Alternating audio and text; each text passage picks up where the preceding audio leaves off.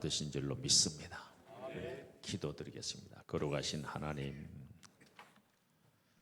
하나님께서 내리시는 그 큰 은혜를 사모하며 오늘 설 명절을 당하여도 주일날로 우리 하나님께서 허락하시면 오늘 저희에게 오늘 내리실 은혜로 가득히 채우시기 위하여 저희들을 불러 주신 것을 믿습니다. 은혜를 부어 주옵소서. 은혜를 부어 주옵소서. 주 예수 그리스도 이름으로 기도 올렸나이다. 아멘. 오늘 설 명절 날인데 또 주일이 됐습니다. 올 한 해 동안에 하나님께서 주시는 축복, 최고의 축복, 샬롬입니다. 그 샬롬은 인간이 인간답게 살기 위해서 필요한 모든 조건들이 가득히 충만하게 채워진 그 상태인데, 그런 삶이 하나님께서 주시는 그 은혜로 축복으로 가득한 한 해가 되시기를 축원합니다. 자녀들과 또 손이 수고하는 소산물에도 넉넉한 은혜를 베푸실 줄로 믿습니다. 신앙생활을 하다 보면은 신앙생활에 가장 중요한 것이 뭘까? 가장 중요한 게 뭘까? 제가 볼 때 또 많은 분들이 그런 얘기를 합니다. 가장 중요한 것은, 신앙생활의 핵심은 순종이다. 순종. 순종할 때 복이 만들어지고, 순종할 때 길이 열려지고, 또 순종할 때 모든 것이 성취가 되는 겁니다. 그래서 오늘 본문 말씀, 이제 이스라엘 백성들이 하나님께서 약속하신 축복의 땅, 젖과 꿀이 흐르는 그런 땅, 그 앞에까지 왔습니다. 이제 그걸 점령하러 들어가야 돼.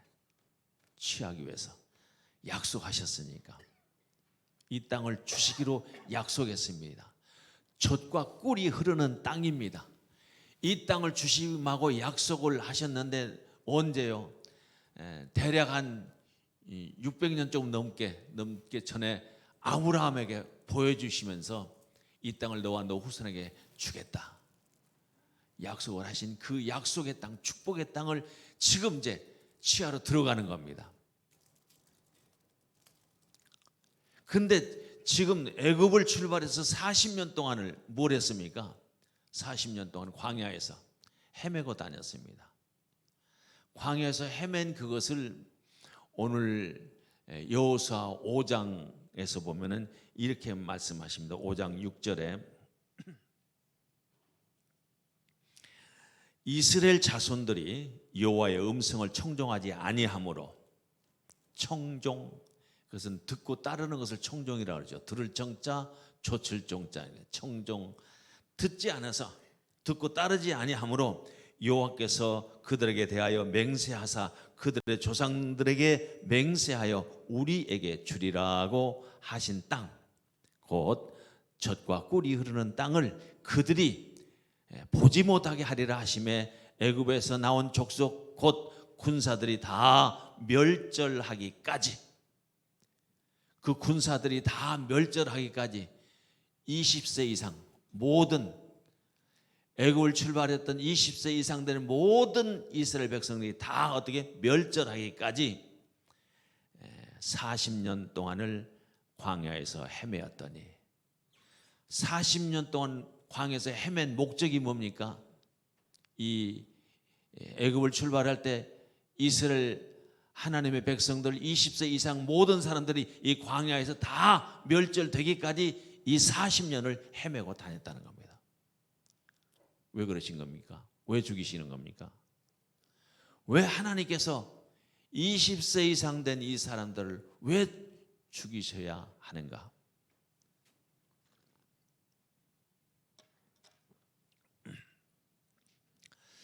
이 애굽을 출발해가지고 이 광야에 와가지고 출발해가지고 홍해를 건널 때, 물론 이제 10번의 재앙도 내려지고 뭐 우여곡절이 있었지만 이제 홍해를 건너는 거예요. 이 어마어마한 사건, 도저히 사람의 상상할 수 없는 그런 사건이 벌어지잖아요. 바다 길이 열려버려요. 길이 마른 땅까지 길이 쫙 양쪽으로 바다가 가운데 길이 만들어지는 거예요. 이걸 건넌 거예요. 그리고 건너서 광야로 들어가면서 이 건넌 뒤에는 너무너무 하나님의 놀라우신 이 놀라운 기적, 도저히 사람으로서는 이해할 수 없는 이 축복의 통로를 하나님께서 만드시는 거예요. 축복의 통로, 생명의 통로.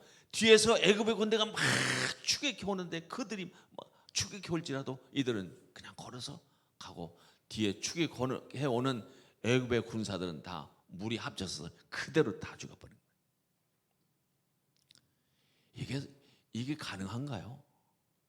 그런 일들로 인해서 이스라엘 백성들이 하나님, 놀라우신 하나님, 그 하나님을 찬양하면서 출애굽기 14장에서 건너고 15장에 와가지고 막 춤을 추면서 하나님을 찬양하는 거예요.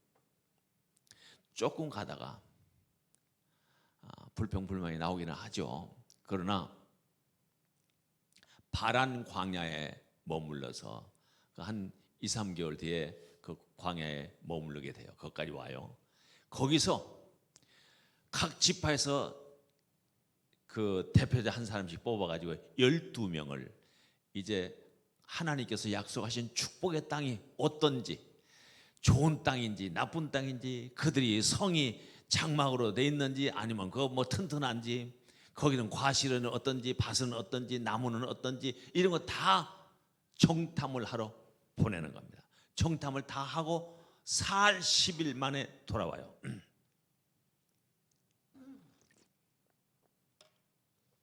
40일 만에 돌아와 가지고 그 10사람과 2사람과 의견이 달라져요. 10사람은 가서 보니까 거기서 사는 사람들은 거인족들이에요. 너무너무 아주 우람한 사람들. 그 사람들하고 우리하고 비교를 해보니까 그 사람들에 비하니까 우리를 메뚜기 같이 보이더라. 우리가 볼 때 우리 자신들이 메뚜기 같이 보여. 그들의 눈에도 메뚜기 같이 보였을 거라. 우리 가면 죽는다. 가면 죽는다.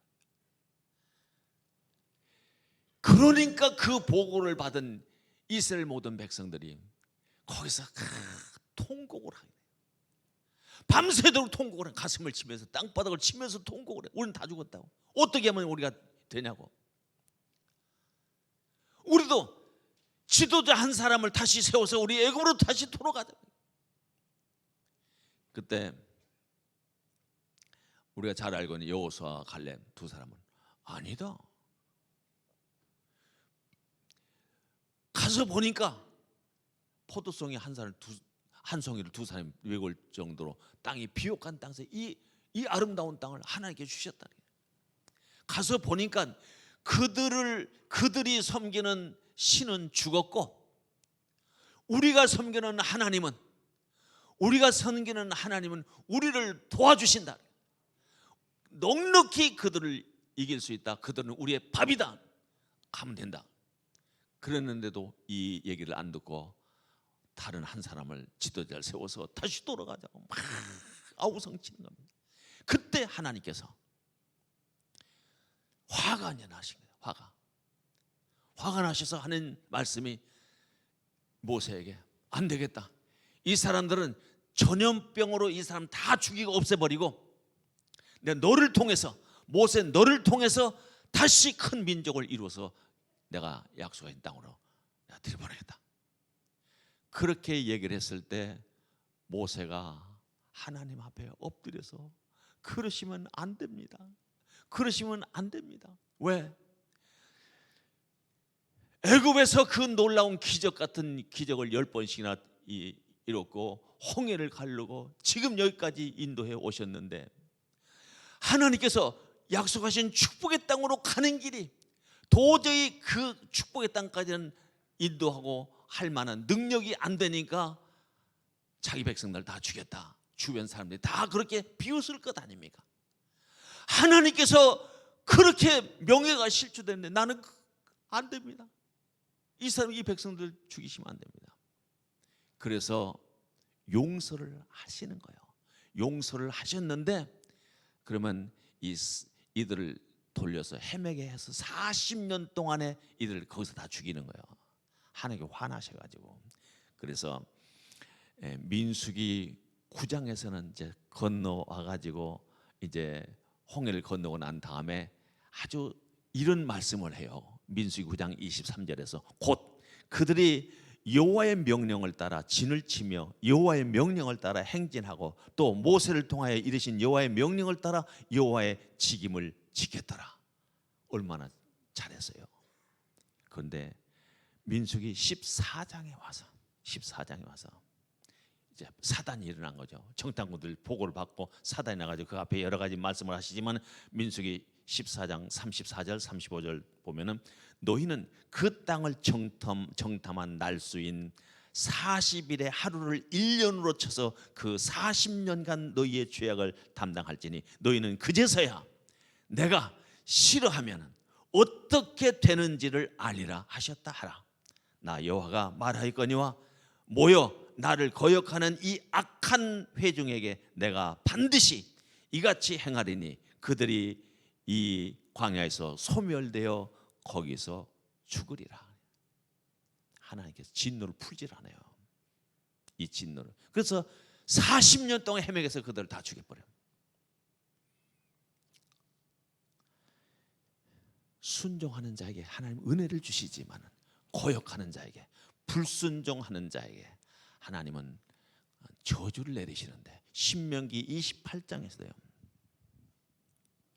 신명기 28장 1절부터 14절까지는 순종하는 자에게 주시는 축복이 이렇게 기록되어 있어요. 1절부터 제가 6절까지만 제가 봉독해 보겠습니다. 내가 내 하나님 여호와의 말씀을 삼가 듣고 내가 오늘 내게 명령하는 그의 모든 명령을 지켜 행하면 내 하나님 여호와께서 너를 세계 모든 민족 위에 뛰어나게 하실 것이라. 내가 내 하나님 여호와의 말씀을 청종하면 이 모든 복이 내게 임하며 내게 이르리니 성읍에서도 복을 받고 들에서도 복을 받을 것이며 내 몸의 자녀와 내 토지의 소산과 내 짐승의 새끼와 소와 양의 새끼가 복을 받을 것이며 내 광주리와 떡반죽 그릇이 복을 받을 것이며 내가 들어와도 복을 받고 나가도 복을 받을 것이니라. 할렐루야.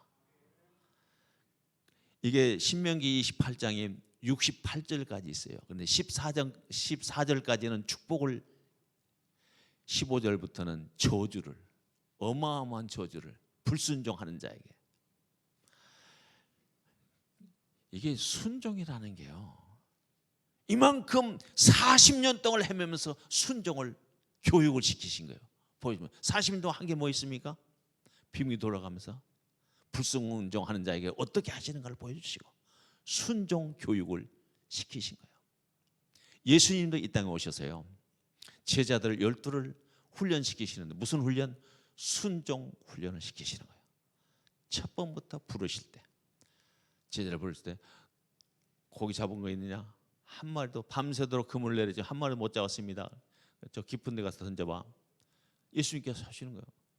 그러니까 내가 밤새도록 그물을 다 내려왔지만 한 마리도 잡지 못했지만은 말씀하시니까 말씀을 의지하여 내가 그물을 내리리다 하고서 깊은 데 가서 그물을 내리는데 이 고기가 그물이 찢어질 만큼 많은 고기에 잡힌 겁니다. 동료를 불려서 그 배까지 2배 가득 채워 들어와서 이제 주님 앞에 엎드린 겁니다. 나를 떠나십시오. 나는 죄인입니다. 나는 죄인입니다. 나를 떠나소서. 말씀을 하셨지만 내가 전혀 믿지 않고 그냥 말씀하신 그 대접상 그냥 하신 것이 이런 것을 믿지 않은 거예요. 고기가 잡힐 것을 전혀 믿지 않고 그냥 간 거예요. 그러나 순종하는 것이 어떤 결과가 나온가를 보여주시고 나를 따르라. 그냥 버리고 따르는 거예요. 보세요. 제자들 훈련을 다 시키는 무렵에 마가복음 4장 35절 이하에 이런 얘기가 나오죠. 저편을 건너가자 배를 타고 갑니다. 중간에 풍랑을 만납니다. 바람이 얼마나 세게 부는지, 풍랑이 얼마나 거세게 치는지 그냥 막 빠져 죽을 것만 같아 이제. 그러니까 예수님은 그때 그 고물에 주무시는 거예요. 말도 안 되잖아요. 그러니까 막 제자들이 막 깨우는 거예요. 우리 죽게 된 것을 왜 그냥 두시고 이거 주무십니까? 일어나가지고 책망하시는 거예요. 믿음이 적은 자들아 왜 두려워하느냐? 책망을 먼저 하시고 바람을 향해서 바다를 향해서 잔잔하라. 딱 한마디에 그냥 순식간에 잔잔해지는 거예요. 너무너무 놀란 거 제자들이. 얼마나 놀라운 사건입니까 이게. 그러니까 하는 얘기가 저가 누구시기에, 저분이 도대체 누구시기에 바다도 바람도 순종하는가? 순종하는. 저분은 순종. 바다도 바람도 자연도 우주도 그분의 말씀 한마디면 다 순종하는 겁니다. 순종. 예수님은 어떠신가? 예수님 자신도요, 순종함을 배우셨다고. 순종을 배우셨다고. 어디서 말씀하시는가? 히브리서 5장 8절에서 이렇게 말씀을 하십니다. 들어보세요. 히브리서 5장 8절 9절. 그가 아들이시면서도 받으신 고난으로 순종함을 배워서 온전하게 되셨은즉 자기에게 순종하는 모든 자에게 영원한 구원의 근원이 되시고, 아들이시면서도 고난을 통하여 순종함을 배우셨다고. 하나님은 자기 아들을, 하나님의 아들을 고난을 통해서 순종을 배우게 하신 겁니다. 결국은 순종이라고 하는 것은 그냥 순종되는 게 아니라 고난을 통해서 하나님이 훈련시키시는 겁니다. 내게 지금 고난이 있습니까? 힘드십니까? 하나님 앞에 엎드리시면 그 고난이 내게 유익하게 될 줄로 믿습니다. 하나님은 언제나 그것을 고난을 화로 얘기를 하시고 화가 복이 되게끔 바꿔주시는 하나님. 그래서 순종, 이 순종이라는 게 얼마나 큰 축복인가, 얼마나 큰 축복인가. 순종을 통해서 삶이 바뀌어지는 거예요. 순종을 통해서 없던 길도 생기고 없던 결과도 만들어지고, 순종을 통해서 내 삶이 축복으로 만들어지는 겁니다. 여러분, 하나님께서요, 오늘 본문 말씀 보세요. 여기까지 왔잖아요. 근데 전쟁을 해야 되는데, 전쟁을 하려면은 얼마나 사람이 또 죽고 서로 싸워야 되니까 옛날 뭐 칼이나 활이나 이런 걸로 했겠죠. 여리고성을 점령하는데 여리고성 앞에 가지고 하는 말씀이 제사장들 7 선택에 또 7 나팔, 양각 나팔이요. 양뿔로 만든 양각 나팔, 양뿔로 만든 나팔이요. 이건 전쟁에 쓰는 나팔은요, 전쟁 때 쓰는 나팔은 은나팔이, 은을 녹여가지고 다쳐가지고 은나팔, 큰 나팔이요.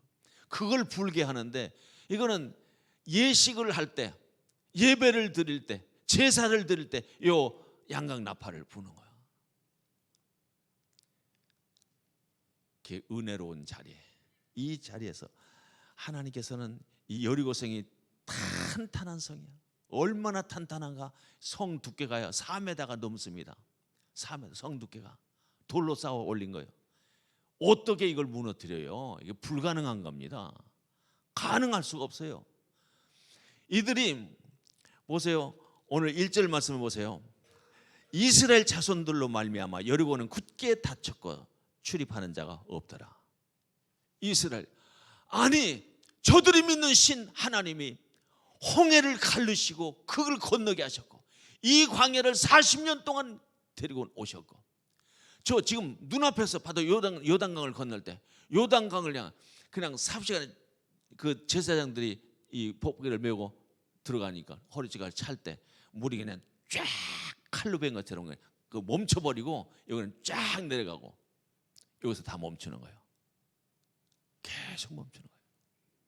마른 땅같이 그걸 건너는 거예요. 이게 도대체 가능한 거냐? 이들이 그냥 정신이 나가버린 거예요.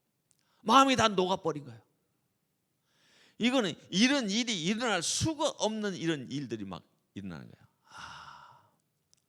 그래서 이들이 문을 꼭 닫고 이 이스라엘 자손들로 말미암아 여리고는 굳게 닫혔고 출입하는 자가 없었더라. 꼼짝 못해. 그 닫고 있으면은 그 여리고 성은 먹을 것이 풍족하기 때문에 1년 이상 먹을 수 있는 그런 양식이 저장되어 있다는 거예요.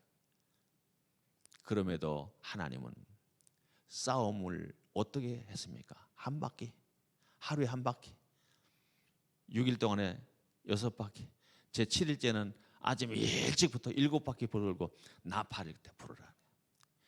나팔을 부니까 어떤 결과? 이게 그 성 주변을 돈다는 게요. 이게 얼마나 위험한 거예요. 위에서 그냥 돌 하나만 던져도 다 죽는 거 아니겠습니까? 그런데 보세요. 20절, 6장 20절. 이의 백성은 외치고 제 7바퀴, 제 7일째 7바퀴를 돌고 이의 백성은 외치고 제사장들은 나팔을 불매 백성이 나팔 소리를 들을 때 크게 소리질러 외치니 성벽이 무너져 내린지라 백성이 각기 앞으로 나가 그 성에 들어가서 그 성을 점령하고. 할렐루야. 싸워서 얻어낸 겁니까? 싸워서 얻어낸 거예요. 순종으로 얻어낸 겁니다. 순종. 하나님께서 순종하는 자에게 주시는 이 축복. 순종. 그래서 순종. 누가 순종해요? 하나님을 신뢰하는 자, 하나님을 믿는 자, 그분의 말씀을 지키면, 말씀대로 따르면 어떤 결과가 나올 것인가를 믿는 자만이 기꺼이 순종하는 거예요. 올 한 해 동안에 말씀을 듣는 것이 중요해. 듣고 청종하고 듣고 따르는 겁니다. 이 순종이란 말을 그 인터넷에서 쳐보니까 이렇게 얘기를 했더라고요. 순종, 다른 사람, 특히 윗사람의 말이나 의견 따위에 순순히 따름. 이게 순종이야. 윗사람들이 얘기할 때 그냥 그 말 할 때 그냥 그 말에 순종히 따르는 거, 이게 순종이야. 말씀 올 한 해 동안에 하나님의 음성을 들을 수 있기를 축원합니다. 하나님의 음성을 들은 자만이 순종이 가능해요. 보세요. 사도 바울 하나님의 음성을 들었어. 사울아, 사울아. 아니 누구십니까? 난 내가 핍박하는 나사렛 예수라. 그 말씀 한마디에 완전히 그 인생이 180도로 바뀌어져 버려. 하나님의 사람으로. 여러분 지금 이제 내가 맡은 직분이 있잖아요. 직분. 이거 어디서부터 온 겁니까? 어디로부터 온 거예요? 이게 하나님께로부터 왔다는 것을 믿는 사람만이, 이 직임이 하나님께로부터 왔다는 것을 믿는 사람만이 그 직임에 순종하는 거예요. 그 직임을 줄 때는 뭔가 그 직임에 따르는 하나님의 요구가 있어. 요구에 따르는 거야. 그게 순종이야. 그 순종, 내 직임에 하나님의 부르심이 있는가? 내 생애 2023년도 하나님께서 나를 부르심이 있는가?